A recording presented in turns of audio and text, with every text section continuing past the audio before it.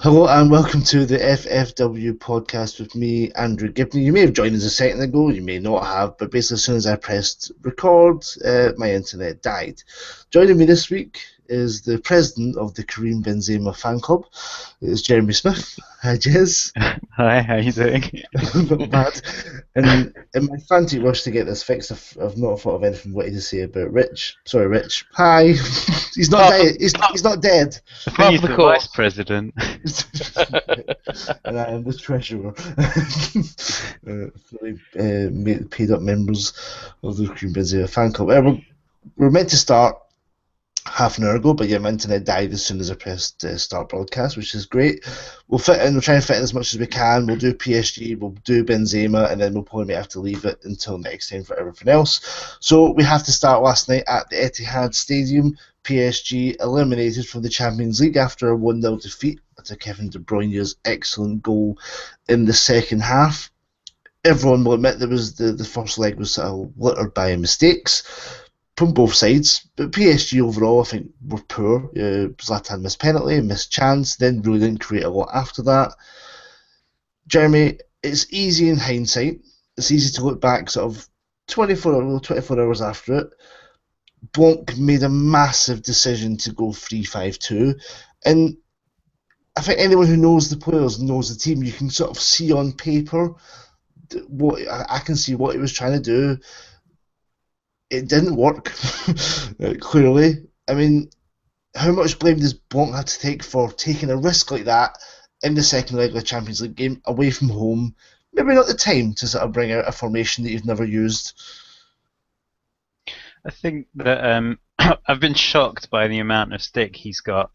It was either brave or stupid thing to do, depending on There's a the fine point of line, view, isn't and I there? guess depending on the result. You know, if it Yeah. had worked out, everyone would have been hailing him as a genius, and as it is, he looks like a bit of a fool. But um, I think that the pitiful performance last week kind of forced his hand to try to do something different.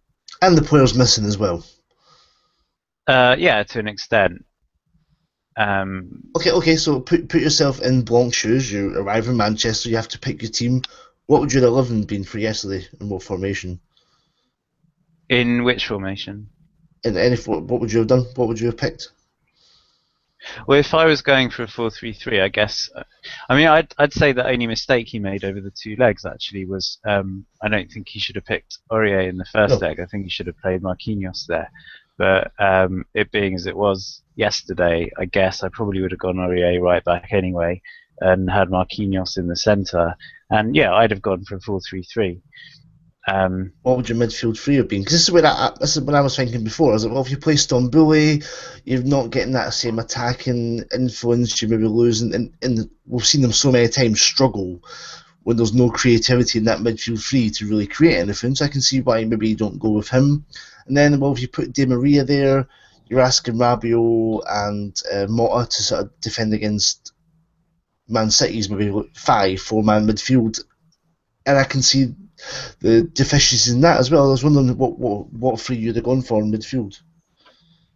I'd have definitely gone with Rabiot. I mean, I guess you got to start with Motta. I mean, trying Di Maria there wasn't such a bad idea.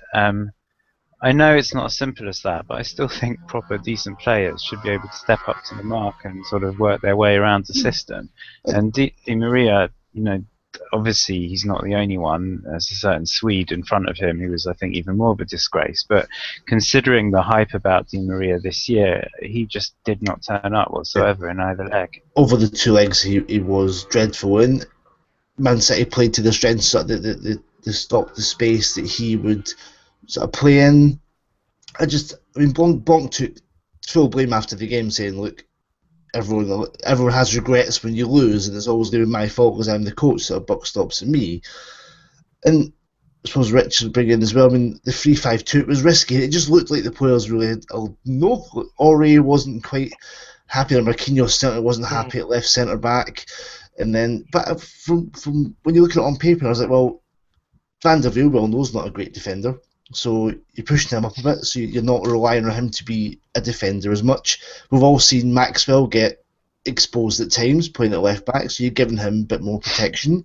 You're then putting more numbers in midfield, and you're then looking for, so you've got the bank of three, the bank of four, you're looking for Di Maria to find space, and the other two to find space.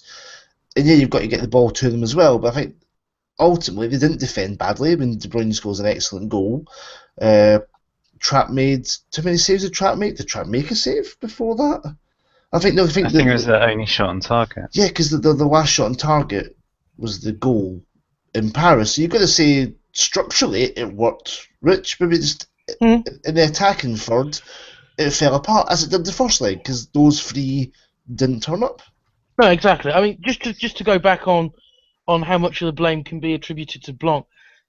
I think what frustrated me, is yes, there were players out, suspended injuries. It would have been amazing had it come off, but he didn't need to play this formation.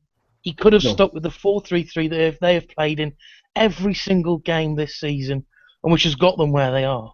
They had the personnel that they could have played the 4-3-3.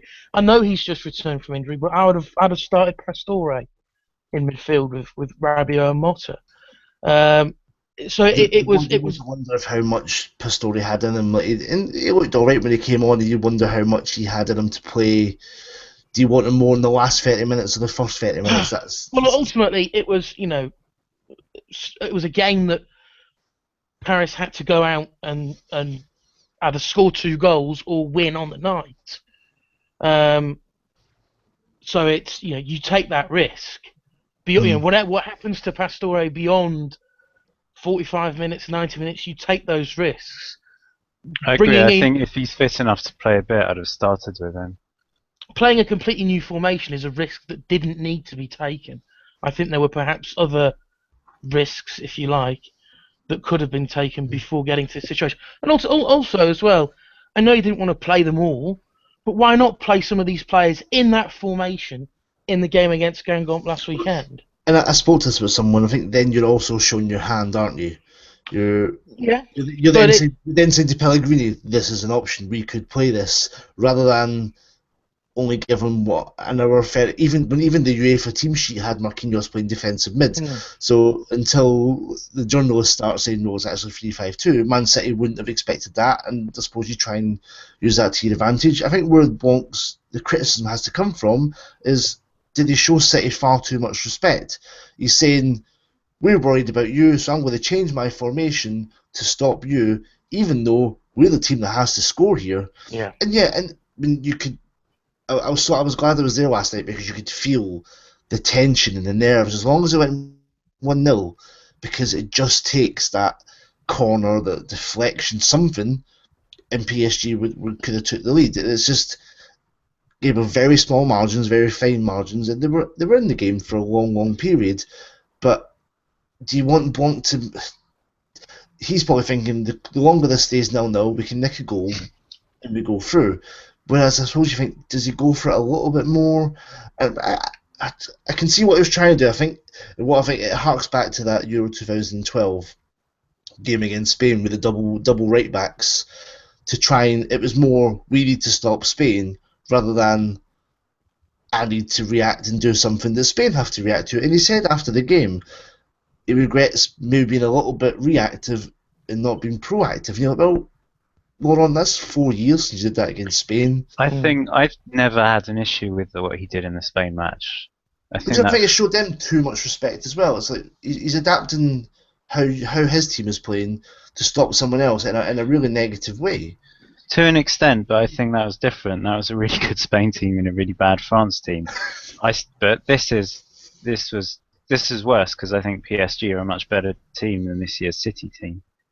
I think City played better. I mean, Iker Mangala has probably played 2 of the best defensive games in his life. Obviously, we can slag off Zlatan and Cavani and that, but he was great, which I think no one in France quite expected because not quite sure what he's going to give. even Clichy and Sanya were good defensively. And I think, yesterday's match, City just played very well, and sometimes you got to hold your hands up. I mean, obviously they're not a bad team, and if they click, then there's not many teams in the world that are going to be able to beat them. But over the two legs, I think basically everything about PSG, the whole club, was kind of deficient, and everyone can take blame. I mean, even talking about personnel and players out and stuff like that, as I think Rich tweeted last night, with the money they've got, if that's a problem, then if there was an issue with lack of personnel last night, then that's something that they've been doing wrong for the last year or two if they haven't been recruiting correctly. And it was quite interesting that you've got Lucas on the bench, and obviously Pastore was there. They've got a lot more attacking options, but then I suppose when you do lose Matuidi, you've not got variety. Mota then comes off. Can any team cope in the midfield losing 3 players of that calibre? I don't care how much money you've got or who you buy. That's a lot of talent to be without. You're not going to have another 3 players of a similar standard in your squad, no matter who you are. I agree, but I keep going back to the first leg. PSG should, I think, not just on the way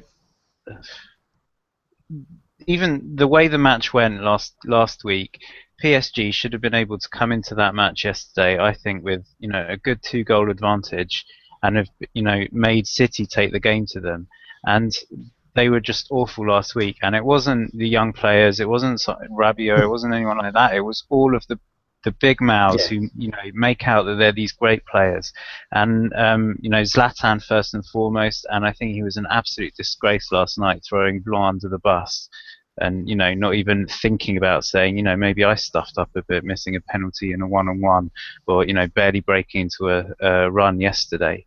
We've all sort of slagged off and laughed at Cavani enough in the last year or two, but the one thing that you can't accuse him of is ever lacking effort. Yeah. I think we all made the same joke when he made that recover and tackle last night. That's doing what he does best. Maybe they should have played him a right back. Well, I also think you look at players like over the last leg, a player that I picked up last night as I suggested being a weak link. Mota. These European games over the last couple of years have been where we've seen the best of Mota. Yeah. Sitting in front of that defence, just mopping up everything. Falling over when he needs to get a pressure relieving free kick. Doing all this, one. that, and the other. Yeah. all this, that, and the other. And I mean, I would argue that it's gone beyond these 2 games. It's been a large part of this season. I think we're starting to see this in the real. He's aged a lot more, and I think we've seen it with Maxwell as well. That great professionals, great pros. I mean, everyone's got their things about Mota. He's not a gentleman, as we'll say, but when he was on song and when he was at not his best, but still over the last couple of years, he has been so important to it. And I think no one in the Champions League still makes more sort of passes and touches than Mota, but that's just the style of PSG. But whoever wants to take this on, did that show last night that this team has come to the end of its cycle? Is it now time to sort of start QSI version 2.0? Zlatan goes, you get Maxwell's go, and you let Mota go, possibly letting Cavani go, we'll come back to that, and bring in the fresh blood. You say to Rabiot, okay, you're now one of my 3 midfielders, go for it. You get Kurzawa in, and you're now my starting left back. Is it time? I'd like to see the beginnings of a change. I just, when it comes, it hurts to say it because of the way they've so dominated Liga even more this year than previous years, but they're just not up to it. And player for player, compared to other teams in the quarterfinals, your new friend Vincent Duluc said in his editorial today something like, it's not even that they lost to one of the best teams; they probably lost to one of the poorest teams. And I think that was harsh on City. I didn't reply to. I think that's hard. You've got people like Aguero, Kevin De Bruyne, who PSG wanted. He was good enough for them then. I'm not convinced that Fernando and Fernandinho are I think they've had a poor season. They've been disrupted by making their coach a lame duck. Yeah. If ever there was a time that they were there for the taking, it was now. And PSG could have had a much worse draw, and they should have done better. And by the way, I warned you both. I am going to say one thing in defence of PSG. Wait! Everyone! Very few teams have, walked straight into the Champions League and performed well, and it's taken City longer than PSG. And okay, 3 or 4, whatever it is, quarter-final defeats in a row, but they've reached the quarterfinals 3-4 times in a row. This is the first time City have managed it. It took United years. It took Chelsea a while. So I think there's an element eight years to win it. Yeah. There's an element of sort of them being punished for perhaps being maybe a little more successful than expected a little earlier on. But I think too many of the team aren't up to it. I don't think Trapp was any kind of upgrade on Sirigu. I still think Lewis is a clown or player maybe. Well, he wasn't available yesterday, but central defensive midfielder. But he's not a decent centre back. I still think Silva, as good as he is as a bottler. He did make 8 clearances last night. I still shouldn't have got a 7. He should have got a 6. He was Marquinhos, but yeah. Yeah. And as I said, Di Maria went missing. Matuidi was poor even in the first match, and Zlatan did what he usually did, just not up to it at that level. When you dominate, as they have in the league, you're judged on a very small number of games, and if you aren't going to step up for them, you're going to get criticised. I'm sure everyone who watches Premier League is still thinking, Di Maria's shit, played in Ligue 1. That's why he's doing so well. And it's hard to argue with them because these are the games. This is why they bought him, and they said it when they signed him. This is why we bought Di Maria, is to go further in the Champions League. Yeah. And it's not so much them going out. If they had played well and gone out, you can say, well, Di Maria scored and he did this and that, and it's unfortunate because I think once you get to the quarterfinals, because I was talking to Jonathan Johnson last night, we had a beer after the game, and he's like, and he's admitted, obviously, QSI want semi-finals, they want to win it, it's great. And he's like, if we'd have won that, if not lost that game in Madrid, we wouldn't have been the second seed. He's like, yeah, but that's fine. You may have got an easier last 16 draw. You know, once you get to the quarterfinals, you're looking at the 8 best teams in Europe who all fancy their chances of getting to the semi-final. And it then comes down to the mistakes, the small margins, who turns up, who doesn't. And that's where they've got found out. It's not because they're playing a poor team. It's not because PSG are a bad team. On those 2 games, they didn't turn up. And when you are Bayern Munich and Barcelona and City, you have other games in the season to show how good you are. PSG, because of the way Ligue 1 is, because of the way they dominate it, they have these 2, 3, 4 games to sort of prove to everyone in Europe that they are an elite club, and that's where they're falling short. And I don't think it's Blanc. I don't think it's not all the players' fault. Who would have thought Matuidi would have played so bad the first game? It's just it becomes not a lottery, but it becomes more unpredictable when you get to that quarterfinals. And I think it was quite telling the way that El Khalifa did make a point of saying this is the 4th year in a row of going out quarterfinals. I just wonder, Rich, has Blanc taken them now as far as he can? I'd like to see Blanc be given a little longer to sort of see where he can take the sort of evolution of the side. There are a large number of players that need to go. I think let's forget now of the possibility. PSG shouldn't be focusing on doing everything they can to persuade Ibra to sign an extension. Forget about him. Let him go. He's done you great domestically. You brought him in along with a number of others to win you the Champions League. He's not. On that regard, it's been a failure. He's supposed to come in, win you the Champions League. This amazing player scores bundles of goals in the league, doesn't do it where they really need him to do it. And I think what the problem with this side is you've got those big name players who, for so long now, we're talking seasons, have basically have been allowed to play however they want to play. You will not be dropped. So Ibra can turn up. He can score a hat-trick one week. He can sulk and not do anything the next week. He can do that for week after week after week. It doesn't matter. He will play. Same pretty much with Cavani. Same with the season Di Maria. Same with Silva. Same with Rabiot. Let's forget he was dreadful at the start of the season. So there's too many of these players who are just given license to play however you want to play. I will still pick you next week. And that's the problem they have, because if they're going to bring in, the odds are they'll bring in a superstar name, Ronaldo, Neymar, someone like that. They'll try and get someone like that. I imagine they'll probably end up getting someone, and it'll be the same that they have to play. And it was interesting what John said to me last night, is that the PSG feel as if they need that marquee name to get people in the door to say, come watch right now Zlatan, hashtag Dare to Zlatan, come watch him do this. And we would rather see them buy someone, say for instance, like someone like Alexander Lacazette, players who haven't reached their peak yet, who have another level to go to, or like a Kevin De Bruyne, for example. But that's not the marketable player that I think the PSG people need. Which just says everything you want to know about the city itself. It's the headline act. You're not just going to watch the team. Come watch these superstars. I'm not sure. I mean, there's an element of it being the city itself. There's also obviously the way the club has got rid of the proper fans. Yeah.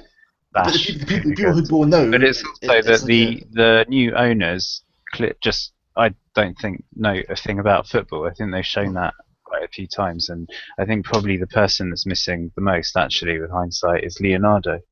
But I just, Real Madrid have gone through their phases of only signing Galacticos, and it's worked to an extent. It's completely failed at times, but they're Real Madrid. They already had 8 or 9 European Cups behind them. PSG don't.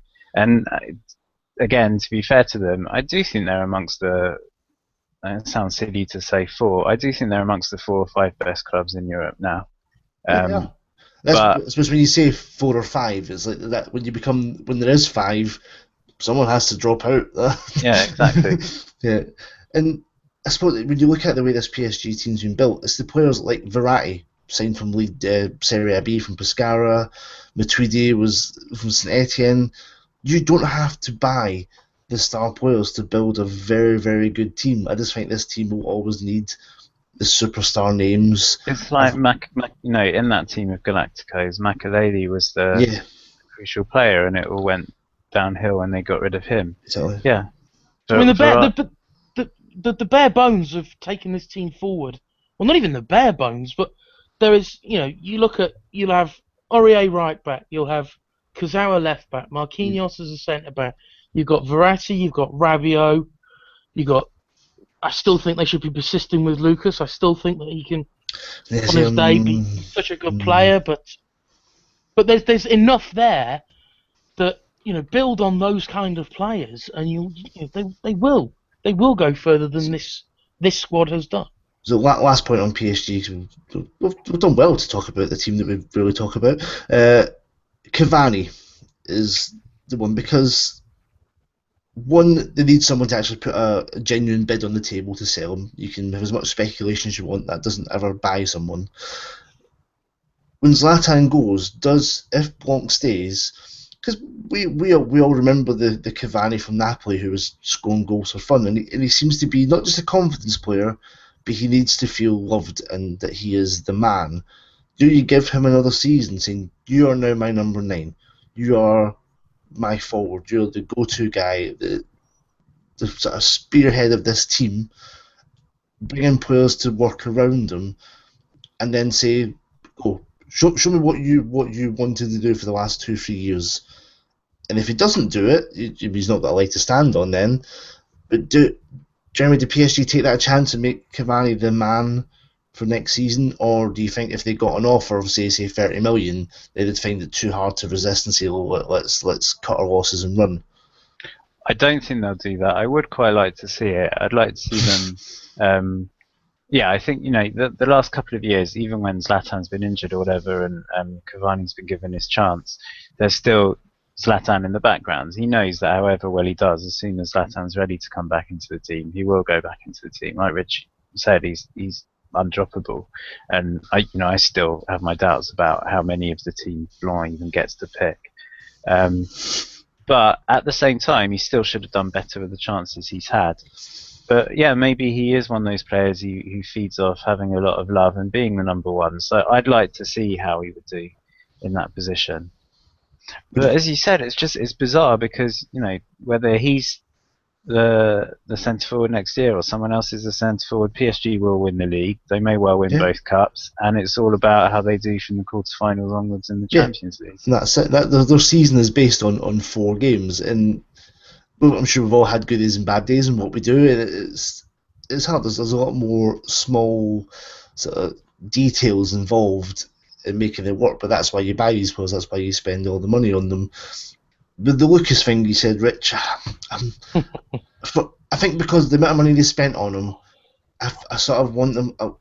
The one image that always comes back to me was the run against Marseille, which to me sums up Lucas Moura as a player. That amazing pace, the dribbling, running from his own half, but couldn't quite find the finish, and that just bundles them together in one move. And I just wonder now, is it a case of going, do you know what, you're not going to... Because is he ever going to be one of those players at PSG that can't get dropped? I don't think he's shown that he's good enough for that. No. And is he going to be happy with being a guy on the bench? And this is the problem that these teams have, is you need a very, very strong 11, but you need a really strong sort of 5, 6, 7 options off the bench, and it's keeping them happy. And that's always really difficult. And I just wonder if you could sell him and it helps you maybe get someone like Antoine Griezmann or something like that. Well, do you sort of cut your losses on people like that? And in fact, I said to John last night, maybe after 2 beers, I was like, why don't you just sell Matuidi, sell Cavani, and get in Pogba and Griezmann and see how it goes? Well, Lucas, I think, is certainly a more sellable commodity than Cavani. I think you could give teams a much better highlight reel of Lucas than you could Cavani. There's a bigger ceiling as well. You can probably do more, and there's always you can still use the word potential, which you probably can't. I think Cavani will be there next season because I don't think anyone will come in with a good enough bid for PSG, and I don't think they can necessarily afford to lose Ibra and Cavani because I don't care. I don't care who they bring. I mean, I hope they don't bring in Ronaldo because then it's just them confirming that they are, European version of the MLS. But I wish we could see Jeremy's face when I say this. Jeremy, imagine this summer. if Ronaldo comes, then they sack Blanc, and then comes Jose Mourinho. Could you hate an entity any more than that? They could bring in Benzema as well. which is a fantastic link. Thank you, Jeremy. You're welcome. Before we go, we have to talk about Karim Benzema. It has been announced this evening that he will not be part of the Euro 2016 squad due to the ongoing... Well, there's probably 2 parts. It's due to the ongoing sex tape Valbuena thing, that probably for legal reasons, that's as much as we'll probably say. And there's the other reason where we keep getting abuse on Twitter and where we keep trying to defend ourselves, is he is just not really that good when he plays for France. And before people start hating, I don't care how good he is for Real Madrid. He is a superb player for Real Madrid. The goals says it all. He's got a goal a game this season. Phenomenal player for Real Madrid. Not a very good player for France. Was it 81 caps, 27 goals? He didn't score in Euro 2012, did he? No. I mean, you look at the World Cup where he... What annoys me the most is the most recent World Cup, because it was a game against... Before the Jamaica game, there was someone else. Was it Holland? I'm kind of looking in Jeremy's direction. Yeah, I'm trying to remember. There was the Jamaica one where he scored 3. Yep. No, 3? 2? He's got a hat trick playing on the left of the front 3. There was another friendly, I think, before that he got 1 or 2.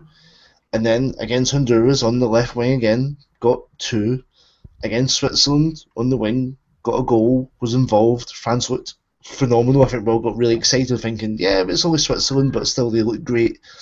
And then threw his toys out the pram and was like, no, I'm the centre forward, I had to play the centre forward, and then didn't score against Ecuador, Nigeria or Germany, and France went home. And I'm still shocked by the number of people who say, yeah, but he had a great World Cup. He had a good game. The two games at the start were good. Playing in a position that he didn't want to play. And as soon as he got his own way, it wasn't great. Yet only have to look at the games recently, the way France are playing. They are. It doesn't matter. Yes, he is a better player than Olivier Giroud. I was like Jeremy, if you had to bet your life, someone's got a gun to your head. A player is you have to pick someone to run through and goal and score. Do you pick Olivier Giroud or do you pick Karim Benzema? No, he's wearing a Real Madrid shirt. He's wearing a Real Madrid shirt, Benzema, every time. Of course you do. Rich, I'm sure you'd probably say the same. Yep. Yes, he is an infinitely better player than Giroud and Gignac, but not for France. And that's the simple... It's what it comes down to. And I think, this whole court thing is a mess, and it's a shame that... I'm sure personally he's gutted he's going to miss out on the Euros, but France, as a country, as a team, play better without him. And there were some stats on L'Équipe, and they're saying, I think since 2014 World Cup, they were scoring 2 goals a game. It was 1.7 with them, and that just shows you they are just a better unit. That flows better. It just works better. Jeremy, I know I said the thing earlier about the top players should be able to adapt to whatever system, but I think having Giroud, however immobile he is, it doesn't matter. He can hold the ball up well, and I think he's the perfect foil for players like Griezmann or Martial or whoever else they pick, Payet, Fekir, doesn't matter, to sort of run around him. He doesn't need to move too much if they're going to do the work, that kind of work. And I think it does work together. Benzema doesn't do that. Firstly, Griezmann now, I don't think Benzema will take kindly to not being the number one anymore. And he's not. Griezmann is the most important player in that team now, I think. Secondly, the way he moves, he's not disciplined to stay where he should be. He's going to get in other players' way. And I just think the spirit seems better. And for what it's worth, especially in a home tournament, I think there's a will for the fans.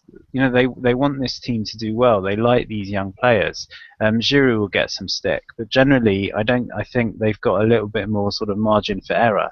Benzema, rightly or wrongly, I think rightly, as soon as he makes a mistake or comes up with a miss, he'll start getting booed, and it will change the whole atmosphere in the stadiums. Yeah, what I was going to say is I guarantee you if Benzema played for Montpellier in 2012, they would not have won the Ligue 1 title. Yeah.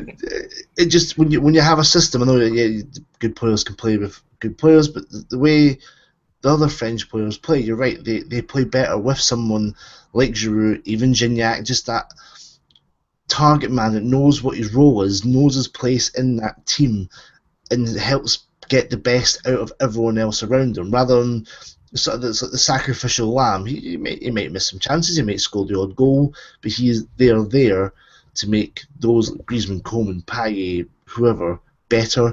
Benzema doesn't do that. He never has. It becomes about Benzema, and I suppose there's some kind of... It used to be when the Henri near the end of his Arsenal days was just give the ball to Henri, and it was all put on him to do it. I suppose as part of that for France, they would give the ball to Benzema, and he'd be on the left wing when he's playing centre forward, like, what am I going to do here? And he would try and do something on his own. It wouldn't come off, and the odd time it would. I just think, Rich, I think they do this play better as a unit. They do. Function better. And I think what has really spoken volumes is you read the press release from the French Football Federation, and in it they specifically reference one of the things they took into account was the ability for players to work as a team, unity, I think was the word that was used. Yeah. And I think that in itself, they said, maybe paraphrasing here, but they said effectively, performances can be taken into account, but in addition to that, we are looking at and have taken into account the unity of the squad, the well-being of the squad, being able to promote this united feeling. Therein lies the single reason that Benzema has not been picked, I think. Yeah. I think performance-wise is regardless, because he's been rubbish for France for so long that performance isn't a reason. It is that ability to cause a bit of disharmony in the team, in the squad, going into this tournament that they're hosting. So there, I think, lies the reason why he's not been picked, and you can only then presume that that's going to be it for his France career. Saying all of that, but Le Gray and Deschamps the whole time have sort of made noises towards the fact that they were on Benzema's side until, I know you said, we want to be careful legally, but until it turned out that there was a whole other process, legal process that he was involved in that he hadn't told them about, and apparently they didn't take kindly to that at all. And as you wouldn't if you're sort of thinking someone's future to do with a certain case, so by the way, there's this other thing that I've done as well. You're like, well, yes, I wonder if that was a kind of final straw, saying, you know what, we really can't trust this guy after all. I think trust, that's a massive word. I think the press release said that the coach of the federation agreed that athletic performance is an important, but it's not the most exclusive criteria, which goes back to when he picked the squad for Brazil. He said, I'm not necessarily picking the 23 best players. He's picking the best squad. He's picking the best people to go away for 4 to 6 weeks and go to the tournament. And he was in a squad that won the World Cup with Diomed, with Charbonnier, with Guivarch, who didn't have the best World Cup, but by all accounts is very important for team spirit. Mm-hmm. He knows that not necessarily every player is there purely because of ability. Yeah. And I think that's how he's trying. I think that's what's come across in this. Well, I was going to say Sissoko's continued pick is evident. Yes, that's very true. Some would say Sako as well. Yeah, apparently Sako's doing very well for Liverpool. From what I see from Liverpool fans, are kind of sort of still backing him. It's just, the problem with Benzema is if he was like a Gignac and he would say, "Look, I'm happy to be the 5th choice striker, do my part, blah blah blah." But he's not. He is still Karim Benzema. And you look at his goal record for Real Madrid, it'd be too tempting to go, do you know what, he's got a fantastic goal record, we'll just play him and just watch it all fall apart. And fans don't need that. They need that Guivarch type guy. They don't need that. You don't need they've proven before, you don't need that central goal scorer to win the World Cup. You need a team. Sorry, go on. No, I was going to say, does that mean that you're tipping Kevin Berrigo to lead the line in Euro 2016? If only Eder was French. That's...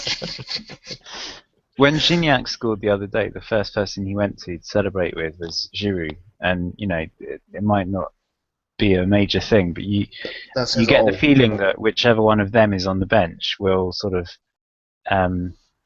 still be involved in team spirit and that kind of thing. You can't see Benzema doing that at all.